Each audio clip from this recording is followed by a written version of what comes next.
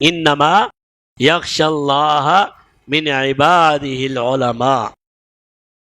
اللہ کے بندوں میں سے اللہ کا خشیت رکھنے والے، اللہ کا خوف رکھنے والے صرف علماء ہیں، کیونکہ علماء یہ جانتے ہیں کہ رب کی عظمت کیا ہے، رب کی صفات کیا ہیں، ان کے دل میں اللہ کی محبت اس قدر راسخ ہو جاتی ہے کہ وہ اپنے رب کے ناراضگی کے ڈر سے کوئی عمل نہیں کر سکتے۔ اللہ والے اللہ کا خوف اتنا دل میں آ جاتا ہے، جیسے بعض علماء کا، بعض اولیاء کا، بعض اللہ والوں کا تذکرہ جب آتا ہے کہ ان کے آخری وقت میں، اب جیسے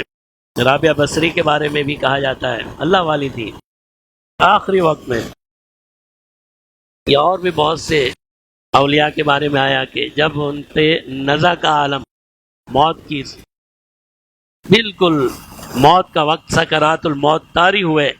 تو اللہ رب العزت نے انہیں جنت کا دیدار کروایا، اللہ نے جنت کا دیدار کروایا، اور آواز آئی کہ بھئی یہ تیرا مقام ہے،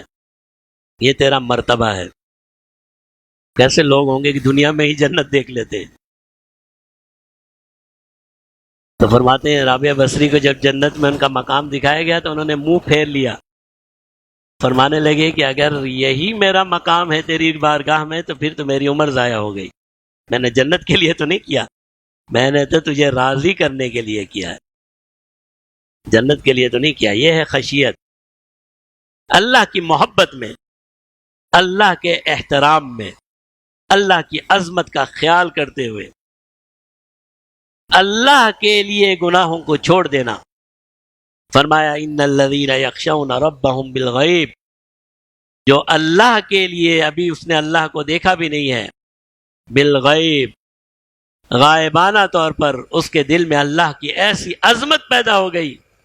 اللہ کا ایسا احترام پیدا ہو گیا، اللہ کی صفات ایسی اللہ نے اسے تجلیات دکھا دی کہ اس نے غائبانہ طور پر اللہ کا خوف اختیار کر لیا۔ فرمایا لہم مغفرۃ،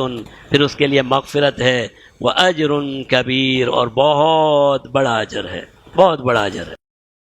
اللہ تعالی ہم سب کو نصیب فرمائے۔